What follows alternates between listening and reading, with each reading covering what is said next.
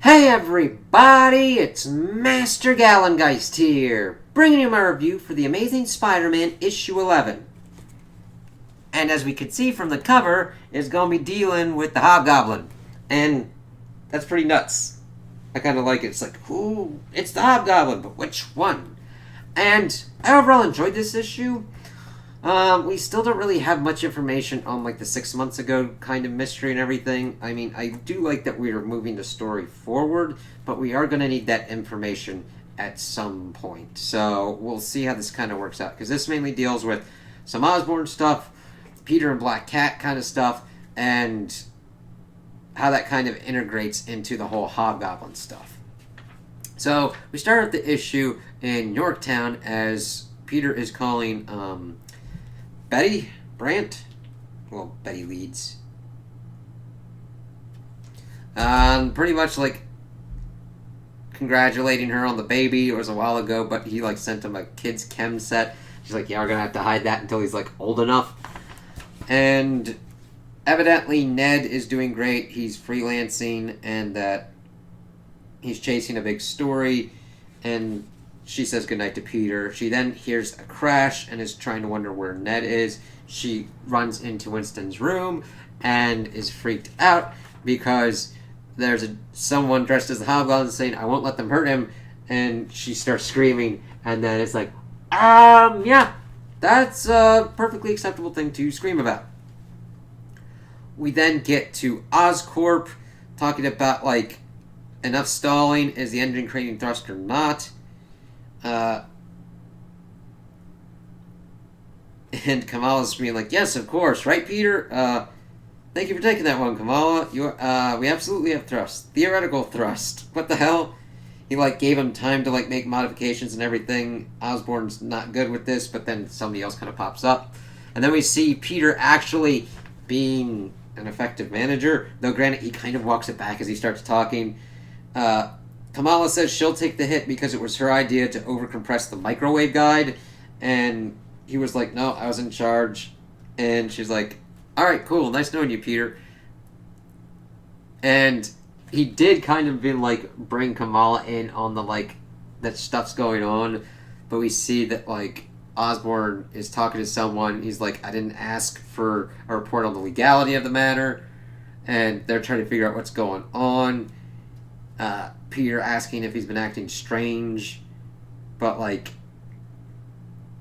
Kamala's like, if we keep things to irritable, I think we're winning. And Peter's like, yeah, I'm gonna pack it in for round 2. I gotta go do my moonlighting kind of stuff, because Kamala's like, what, is this kind of a work-life balance thing? He's like, I don't know the meaning of that term. As we then see that Peter had called Felicia, and they're kind of swinging around, and I really like this. That's really kind of cool to see him kind of like, they're different kind of forms of movement. Him swinging, her kind of jumping, and she needed some fresh air. She's been trying to crack a biometric safe, and he's trying to see if it's for the greater good. And he just kind of wanted to talk to her about them. And the thing is, he's trying to ask her out, and it's like really windy, and her hair's blowing kind of everywhere. And it's funny because he brings up this kind of fact of being like, yeah, we kind of do this thing where she pursues him, he pushes her away, and she's like, yeah, we're going to get to the reiterating to be just friends kind of thing. He's like, no, I kind of want to ask you out first. Really? And yeah, I mean, you're Felicia Hardy. You certainly don't need to be chasing me around. Can I take you to dinner? I'll think about it. Felicia, what? It's a maybe. Maybe. Okay. I'll probably. Thanks for taking the initiative, Peter. Confidence looks good on you.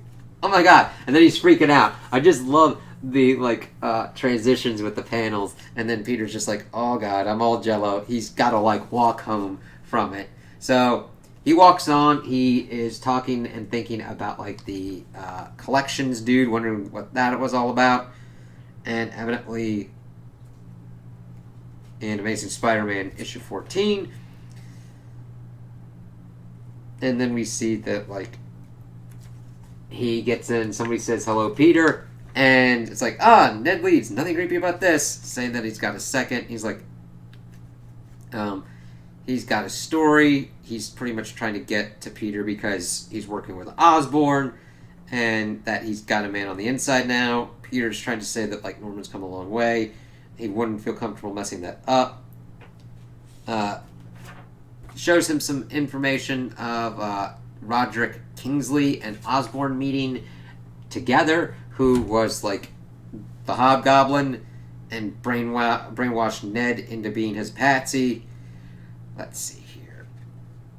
Of course, he then wants Peter to like get access to Osborn's service. He's like, "Hey, I'm sorry," and then Peter's like, "I'm not going to be doing that." And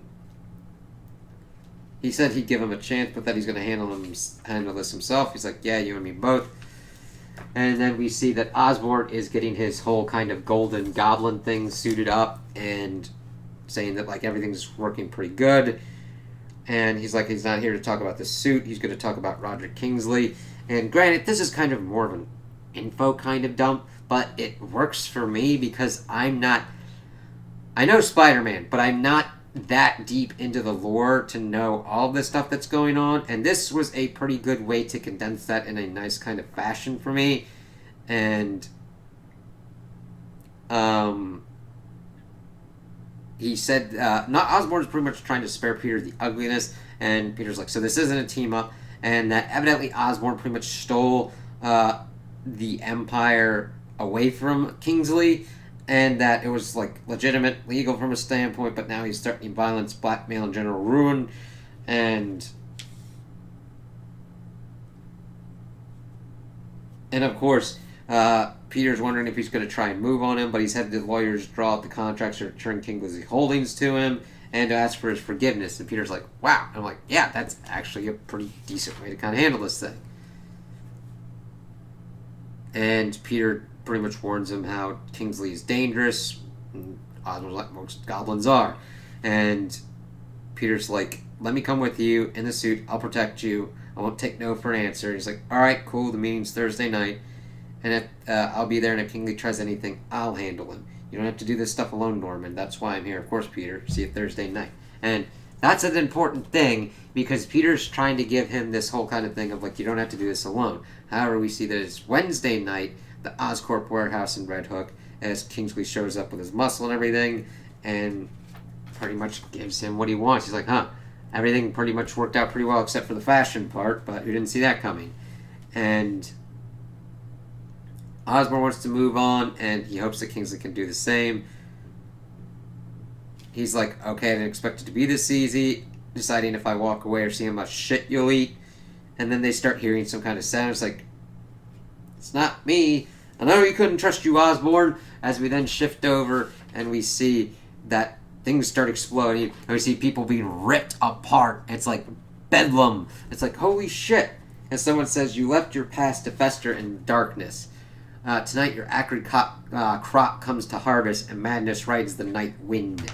As we see someone, as the Hobgoblin, is taking shit, man. It's like, oh god. So we shift over to Yorktown, and we're back in the apartment, and someone says, don't worry, little Winston, I just gave Mommy a little something to help her rest. She was tired. We did a lot of good work here this evening, as it then shifts to be continued. So this is making it seem that it is Ned that is acting as the Hobgoblin, but I'm thinking that could be a misdirection, and I don't know what could be going on with that. So we'll have to see how that kind of works out. We know at this point that it really wouldn't be, it's not this Kingsley. Could be a clone. And with Spider-Man, clones could be a thing.